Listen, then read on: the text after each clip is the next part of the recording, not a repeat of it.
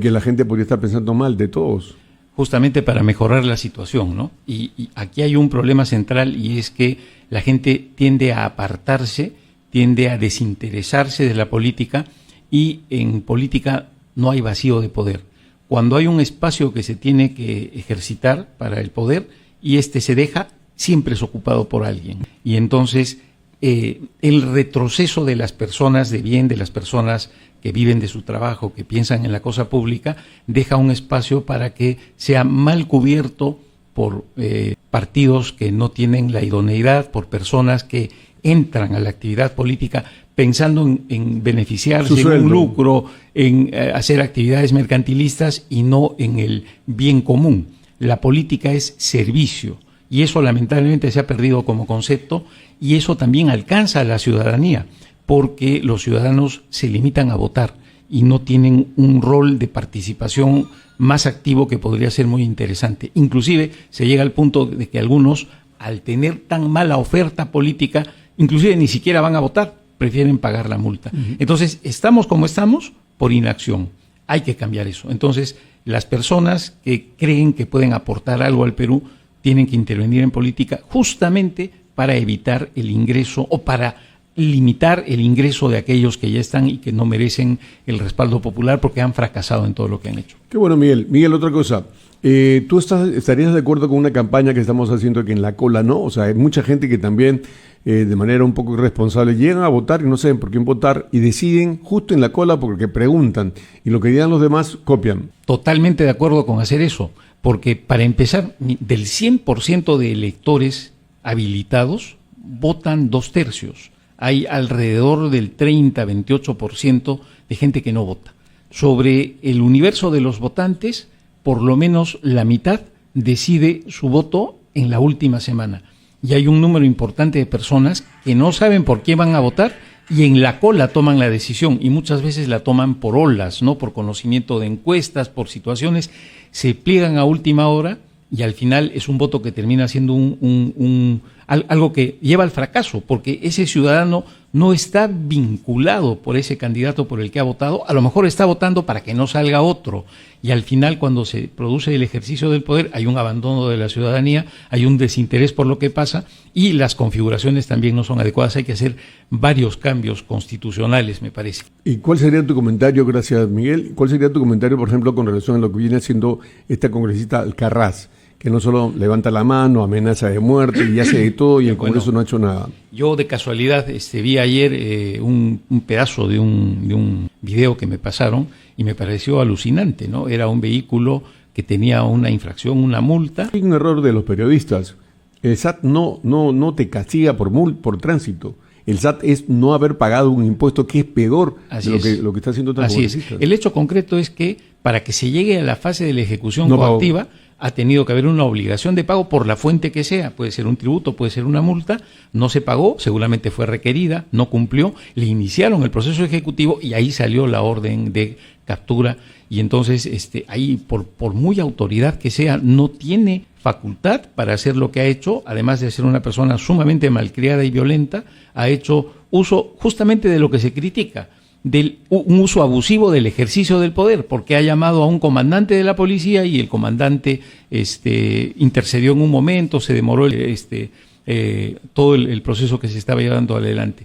Justamente ese tipo de situaciones son las que hacen que cada vez la ciudadanía se vea más descreída de lo que hacen quienes ejercen el poder, ¿no? Entonces hay un desprestigio general, hay una indolencia, las entidades gubernamentales no funcionan, los que tienen poder lo mal ejercen, creen que están en una situación diferente, cuando son un ciudadano como cualquier otro, que está investido de un poder que lo tiene que manejar de una manera adecuada. Qué bueno que estés informado, Miguel, porque muchas veces se entrevistan a las personas y un poco como que, no que estén en la luna, pero no tienen mucha información. En este caso, por ejemplo, el ser senador significa tener una capacidad superior a lo que significa un diputado. Habla de una especie de fiscalizador, o sea, superior al diputado, ¿no? En términos prácticos sí, porque por la configuración que se ha establecido del Senado, que va a entrar en vigencia el 28 de julio, termina siendo un poder central, va a tener más poder que la Cámara de Diputados en términos prácticos, por ejemplo, con el tema de la aprobación de las normas legales. Antes, previamente te comento, como bien sabes, la historia del Perú republicano es de la bicameralidad. Siempre hemos tenido dos cámaras, salvo la primera constitución, la llamada vitalicia, que duró 6 meses, de Bolívar, tenía 3 cámaras. Y después, el año 1865, se promulgó una constitución que establecía la unicameralidad por primera vez, pero no entró en vigencia en ese punto y se volvió a la de 1860, que fue la de más larga duración. Y entonces, el primer Congreso unicameral es el que se establece en la Constitución del 93. Siempre ha sido bicameral, las funciones han sido más o menos parecidas. Antes, por ejemplo, en la Constitución del 79, un proyecto de ley entraba por diputados y salía por senadores, o entraba por senadores y salía por diputados. En la nueva configuración, cualquier proyecto de ley va a entrar necesariamente por la Cámara de Diputados, porque los senadores no tienen iniciativa, ¿no? Y una vez que se apruebe en la Cámara de Diputados la ley, el proyecto de ley sube a la Cámara de Senadores y los senadores pueden aprobar esa ley, pueden modificarla como les parezca, o inclusive pueden archivar el proyecto. ¿También? Así es. Y no habría otra forma de plantear algo sino a través de un nuevo proyecto de ley que salga por diputados. ¿Cuál sería tu propuesta para evitar este tipo de vergüenza del se comen el sueldo, que le quitan el sueldo a los trabajadores, en fin? Y además lo otro, la cantidad tremenda de trabajadores que han contratado, y el Congreso realmente es un abuso total, ya aparece en Petroperú. Cuando se cerró el Congreso del 93, una de las razones que esgrimió Fujimori es que tenía muchísimo gasto y tenía un número de personas que era una burocracia exagerada. Y no sé cuántas veces se ha multiplicado no solamente el número de personas, sino el presupuesto, siendo una sola cámara, ¿no? Evidentemente tiene que producirse una racionalización de personal, no tiene sentido que exista esa dimensión. Yo creo que tiene que haber un personal de planta que tiene que distribuirse de manera técnica, y los funcionarios de confianza deben ser muy limitados, los que pudiera contratar cada congresista, o inclusive debería establecerse por cada bancada. Eso se tiene que corregir, se tiene que revisar, porque hay un dispendio escandaloso y hay una serie de conceptos que son inadmisibles. Por ejemplo, se eligen congresistas por Lima, vamos a decir, diputados o senadores.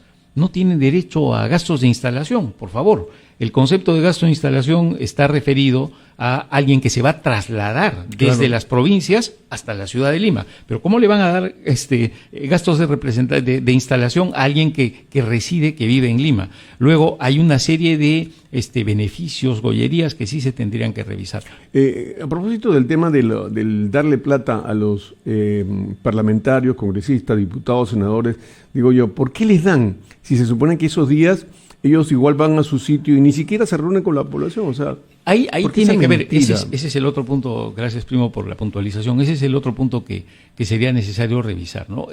Hay un mal manejo de los gastos de representación, la semana de representación, eso debe tener algún control, debe haber una rendición de cuentas, una fiscalización, porque no es que se puede disponer libremente de un flujo de dinero que sirve para pasajes, para hacer viajes, y no se cumple eso debidamente. Inclusive se han dado casos de falsificación de esos gastos. Recuerdo el caso de Salaverry, que le hicieron una verificación. Todo eso se tiene que revisar, va muy mal. Y lo primero que dijiste respecto de congresistas impresentables que hacen cosas inadmisibles, tienen que ser sometidos al Pleno y desaforados en función a la gravedad de la falta. Y se tiene que modificar el reglamento del Congreso, porque, por ejemplo, la máxima sanción que existe es un número de días de inhabilitación y sin percibir la remuneración. Entonces, se produce cualquier barbaridad y lo máximo que va a pasar es que le van a dar desde el Congreso un número de días de inhabilitación. Y se ha distorsionado el otro aspecto, que es la defensa del fuero parlamentario, porque cuando se accede a estos puestos, automáticamente hay una inmunidad, pero la inmunidad tiene otro sentido. La inmunidad en origen era para proteger a la oposición, porque, por ejemplo, si había un partido poderoso, un gobierno poderoso y había una representación de oposición, esa representación debía tener una inmunidad para que no sea avasallada. Y eso ha cambiado y ahora ese sentido válido que se tenía respecto de la protección del fuero del congresista se ha vuelto no una inmunidad, sino una impunidad. Hay un dicho famoso que dice otorongo no come otorongo, y entonces entre ellos se cuidan.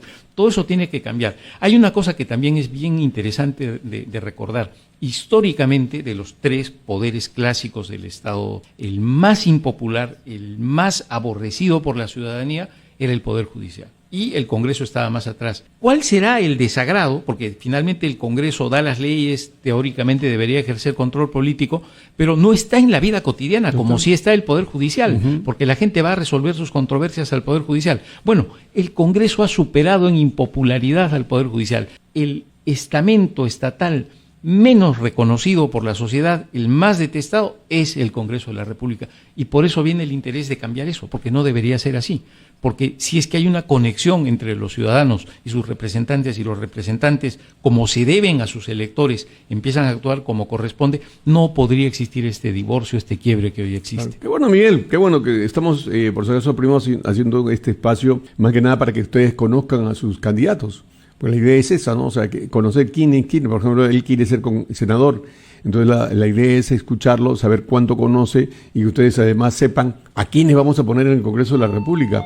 Porque la idea es esa, o sea, tener buenos profesionales, gente que sea capaz de representarnos bien, no aquellos que... Y lo otro que te quería preguntar, estando existiendo ya el Senado, ¿podría el Congreso ser un centro de prostitución como se ha dado con este Congreso? No, es inadmisible, pues eso que ha pasado en una serie de líos que inclusive han implicado la muerte de una persona, es bien grave, y que inclusive el presidente de la República ha estado en las investigaciones, el actual presidente, no interino, no sé cómo ha sido, cómo lo han liberado, si era parte o no era parte, pero de por sí ya es una vergüenza, pues. O sea, antes había una cosa que se llamaba decoro, vergüenza, eso ya no existe, son unos impávidos en general los que tienen el poder en este momento. Yo quiero recordar una cosa que pasó el año 81, cuando yo soy cusqueño, ¿no? Y entonces a un muchacho que se llamaba, que era de mi colegio, unos 3 o 4 años mayor, era universitario, una protesta, él se llamaba Marco Antonio Ayerbe Flores. Parece que fue detenido por la policía y fue torturado en una comisaría y falleció. Entonces hubo una gran preocupación, una decepción, un gran escándalo, y el ministro del Interior de aquel momento, que recuerdo el nombre mucho, se llamaba José María de la Jara y Ureta, era el ministro del Interior, renunció. No bajito, ¿no? Exactamente, renunció. Por el hecho de que en su esfera, que era la del Ministerio del Interior, que maneja la policía, se había producido un crimen, seguramente la policía no tuvo la intención de matarlo, pero al final murió este estudiante torturado. Y por ese solo hecho, porque tenía responsabilidad política, renunció José María de la Jara y Ureta. Eso ha pasado el tiempo y ahora son unos impávidos que tienen un fuero de cerdo, una frescura total, para simplemente hacer caso omiso de lo que piensa la ciudadanía y no tienen ningún empaque. No hay vergüenza. Se ha perdido la vergüenza en el ejercicio de la política. Miguel, ¿por qué has escogido este partido? Bueno, es un partido que tiene una ideología liberal. Yo soy liberal. Yo antes tuve una única militancia que fue en el Movimiento Libertad, que lamentablemente dejó de existir, tuvo un tiempo. La que estuvo Vargas Llosa. Sí, Vargas Llosa. Se generó con motivo del intento de estatización de la banca y después de las elecciones, que fue el resultado adverso, vivió un tiempo más y luego se liquidó el partido. Yo he seguido, digamos, en el mundo de la opinión jurídica y también he tenido interés en la cuestión política, pero me dediqué a la actividad privada como abogado, tuve un tiempo muy extenso en eso y ya ahora quiero aportar, pero en el interín integré un ente que se llamaba Instituto del Ciudadano, que también lamentablemente dejó de existir, pero promovíamos las ideas de la economía de mercado y del Estado de Derecho, que son las dos caras de una misma moneda, y a lo largo de varios años participábamos en pequeños seminarios para 18 o 20 personas, donde exponíamos las ideas de las corrientes políticas básicas, que es el liberalismo, que es el Estado de Derecho, que es la economía de mercado, y he estado con esas ideas siempre vigentes, y he sentido que a través de este partido, que es un partido nuevo que recién se ha fundado, que es su primera participación electoral, por el ideario que comparto, es que milito en Libertad Popular. ¿Cómo crees tú que tu partido, ¿no?, podría enfrentar este problema gravísimo del país de la inseguridad ciudadana? Bueno, yo creo que se pueden hacer muchas cosas que no se están haciendo, porque pasa a ser un problema grave. Recordemos que en un momento nuestro peor escenario era el del terrorismo revolucionante que era. Ahora estamos volviendo a eso. ¿Tú no crees que este es terrorismo? Esto de que sicariato, que vamos a investigar, lo podemos, que los antecedentes, esto es terrorismo. Eso lo podemos calificar como terrorismo, es al final un tema de tipificación. O sea, podemos definir que este tipo de conductas se consideren de esa manera porque es muy grave, la extorsión es al grande y al pequeño y sobre todo al pequeño. Y llegan a tal nivel de violencia que están asesinando a choferes, ya es una cosa increíble, ¿no? Pero sí se puede, porque en realidad lo que falta es una voluntad de hacer las cosas y existe la tecnología, existen los mecanismos, porque hay figuras como la geolocalización, las extorsiones significan pagos, los pagos significan a través de cuentas en bancos, de cuentas en Yape, los teléfonos tienen dispositivos que pueden ser detectados por las telcos. Las compañías no participan en nada. Exactamente. Entonces, ahí falta, digamos, una mayor acción del Estado, falta más inteligencia, porque si se logró por obra de la policía, desmontar las células terroristas, que es una cosa muchísimo más compleja, con gente ideologizada que puede dar su vida por aquello que quiere hacer, versus estos delincuentes comunes. Utilizan, las extorsiones pasan por la entrega de suma de dinero que no es necesariamente en efectivo, pero pasa también por las llamadas que son a través de teléfonos celulares, ¿no? Entonces, están las compañías de teléfonos y están los bancos. Entonces puede haber una acción concertada, una verificación. Lo que falta es inteligencia y planificación, ¿no? O sea, está bien hacer operativos, puede ser bueno para tener el interés de la gente, pero si queda solamente en la expresión teatral en el circo no sirve para nada. Hay que hacer algo serio, se tiene que hacer y se puede hacer. Y desde el punto de vista económico, ¿qué proponen? Bueno, desde el punto de vista económico creemos que se tiene que profundizar el tema de el rol subsidiario del Estado, porque, vamos a decir, con todos los efectos que puede tener la Constitución del 93, inclusive con la discusión sobre la aprobación que tuvo por referéndum, que ahí se debatieron varias cosas, lo cierto es que lo único rescatable o lo más rescatable que tiene la Constitución del 93 es, paradójicamente, su modelo económico. Si hacemos una comparación entre la Constitución del 79 y la del 93 y vemos, por ejemplo, el preámbulo de la del 79 es poesía, creo que lo escribió Andrés Tausen. El de del 93 es pues bastante limitado, el otro refleja una grandeza mayor. Pero cuando vemos el desarrollo de toda la configuración, digamos, en el modelo económico, la Constitución del 93 es más lograda. Porque con el avance de las interacciones sociales y de la constitucionalidad, lo que antes se llamaba capítulo económico, ahora se llama constitución económica. Y es precisamente bajo ese régimen que se ha logrado un desarrollo como nunca se ha tenido en la historia del Perú. Pero eso no es suficiente, porque ese desarrollo ha sido centralmente macro. Por supuesto que ha ido a lo micro, se han creado puestos de trabajo, ha habido una dinamización de la economía, pero faltan hacerse varias reformas que yo diría que sería la parte 2.0, ¿no? O sea, no podemos defender ciegamente solo el modelo, sino tenemos que pensar que hay varias cosas y varios ajustes que se tienen que realizar. Y pongo varios ejemplos. Eso no quiere decir que eventualmente, a la hora que se privatizaron algunas empresas, a lo mejor no se hizo bien la privatización, pero lo cierto es que mejoró la situación. Quiero poner el ejemplo solamente de Entel Perú y la Compañía Peruana de Teléfonos. Antiguas. Así es. La CPT o Compañía Peruana de Teléfonos funcionaba en Lima. La famosa Entel, ¿no? Así es. Y Entel era en el resto del Perú. Yo me acuerdo, como digo, porque yo como niño cusqueño veía el tema de los telegramas. Que había que enchufar. Exactamente. Y lo curioso era que, por ejemplo, para tener un teléfono fijo, era un plazo que podía durar años, era un bien suntuoso tener teléfono. Si se revisa cómo era el alquiler de los inmuebles en aquella época, un inmueble podía tener un alquiler, pero si tenía teléfono subía notablemente. Entonces, cuando se privatiza el sistema de la telefonía y gana una compañía española, hay una explosión. Lo que la compañía española no hizo bien fue fidelizar bien a sus clientes, respetarlos, pero en un primer momento fue espectacular, al punto que se produjo una difusión de la telefonía como nunca se produjo antes. Había un punto en que en broma se decía, por la compra de un pollo a la brasa te llevas tu teléfono celular. Entonces, ese es un ejemplo, ¿no? Y al final viene la competencia, que es lo más interesante. Antes era un monopolio estatal. De pronto aparecen otras compañías que le empiezan a hacer competencia a Telefónica y hay un dinamismo interesante. Y eso es lo central. O sea, El Estado no puede hacer todo, el Estado tiene que poner las reglas y las tiene que hacer respetar. El Estado es como el árbitro, el Estado es como el juez, pero el Estado no es el jugador. Miguel, pero hay un tema gravísimo. Las instituciones que están creadas para esto y ganan un montón de plata cada miembro de estas instituciones, no hacen la fiscalización adecuada. No. O sea, te das cuenta, el servicio de todas las compañías es malo.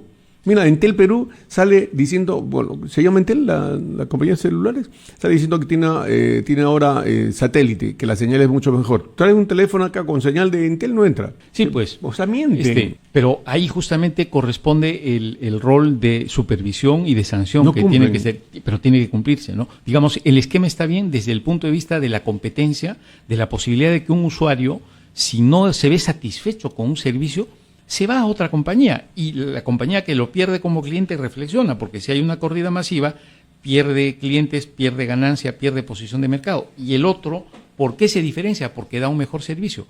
Todos ustedes que están descontentos, yo los voy a atender bien, los recibo bien. Entonces, al final la competencia funciona, pero si se producen infracciones, se producen distorsiones, ahí está el rol correctivo del Estado. Entonces, ahí el problema no es del modelo, el problema es de la ineficiencia del órgano que tiene que sancionar. Y hay dos niveles de sanción. Hay una sanción que se produce desde el órgano fiscalizador correspondiente, las diferentes actividades tienen órganos fiscalizadores, y la otra sanción es desde la posibilidad de la protección al consumidor, que al final termina siendo un escenario interesante, porque alguien que no se ve satisfecho con el servicio que le brindan en el ambiente que fuera, que su proveedor le brinda, puede ir al Indecopi, y lo que va a conseguir es que se corrija ese mal servicio y que además le claven una multa. Ya, pero yo tengo una queja ahí. ¿Por qué Indecopi se lleva el 100% del valor del total del monto de la multa? ¿Por qué la persona afectada no recibe nada? Porque tú vas a Indecopi, llegas hasta la última instancia, ganas y te da un papelito que has ganado, pero no te sirve para nada, porque a la hora depende esa hora del Poder Judicial. O sea, ¿por qué de esa multa, Miguel, no le puedes dar un poco o 50% a la persona afectada? Es que ese es un tema bien interesante. Origina la necesidad de definir algunas diferencias respecto de lo que ocasiona una sanción que pudiera poner el Indecopi o cualquier entidad gubernamental. Lo que pasa es que hay dos cuestiones. Cuando alguien va al Indecopi, va en globo, vamos a decir, por dos grandes aspectos. El primer aspecto es la ausencia del servicio idóneo, vamos a decir. Lo que yo contraté, lo que yo esperaba, lo que me ofrecieron, lo que me publicitaron es una cosa y lo que me han dado es otra. Ese es el primero, y es bien extenso, por eso lo sintetizamos y decimos que es falta al deber de idoneidad de cómo debió ser el servicio. El segundo escenario es el de la falta de información. Todos los problemas ante el Indecopi se reducen a eso. No fue idóneo el servicio o no se proporcionó la información. Entonces, cuando un consumidor presenta una denuncia ante el Indecopi, lo que va a conseguir es, si es que gana la denuncia, que se corrija aquella infracción que se ha cometido. Por ejemplo, a un banco, el cliente no reconoce los consumos en su tarjeta y se prueba que hubo una clonación y que no tuvo responsabilidad, o que hubo un fraude y se ingresó a los sistemas, lo que fuera. Entonces esos consumos que le imputaron al cliente van a ser devueltos, o le hicieron un cargo indebido, le van a devolver, o le dieron un servicio en la entidad que fuera, de cualquier índole de servicios, también no fue idóneo lo que se tenía que hacer. Entonces eso se llama medida correctiva. El Indecopi dispone que se corrija aquella infracción al Código de Protección y Defensa del Consumidor, y o que no se dio la información. Entonces el consumidor se ve satisfecho por eso. Ya, pero yo soy víctima. Pero yo voy, me presento como víctima, me corresponde, me debería corresponder algo de eso. Ahí viene el tema, ¿no? Hay un debate interesante en lo que dices, porque, como digo, la primera situación es el Indecopi corrige aquella conducta impropia del proveedor de servicios. Eso se llama medida correctiva. Pero hay una tipificación de infracciones establecida en el Código de Defensa y Protección del Consumidor que ha cometido el proveedor de servicios. Entonces, por ahí viene la multa.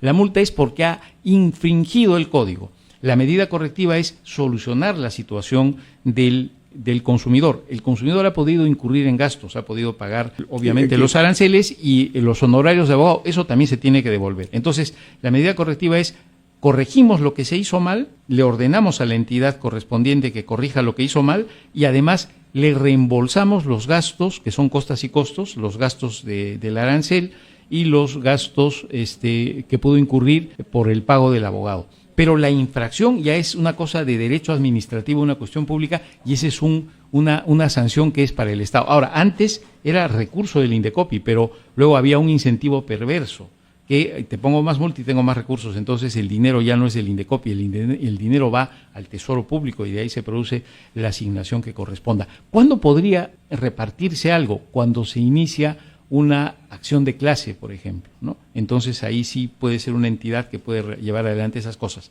Porque hay otra cuestión, la medida correctiva es volver al escenario, ¿no? Pero puede haber un perjuicio, efectivamente, como señalas, pero el perjuicio implica una reparación de carácter indemnizatorio y la indemnización solo se puede tramitar ante el Poder Judicial. O sea, si hubiera un perjuicio grave, además de haber ganado en el Indecopi, puede iniciarse una acción judicial ante el Poder Judicial y el sustento será lo resuelto por el Indecopi, pero en la legislación peruana solo el Poder Judicial puede tramitar las indemnizaciones por los perjuicios que se pudieran haber recibido y no es el Indecopi. Muy bien, Abraham, ¿puedes hablarnos de tu candidato para la presidencia de la República? Bueno, por supuesto, Rafael Belaúnde es el candidato a la presidencia por Libertad Popular, es un profesional joven que se ha hecho solo, con su esfuerzo, con su talento, y él también ha decidido pues intervenir en política y liderar este partido que es Libertad Popular. Bueno. Tiene varios aspectos interesantes, ¿no?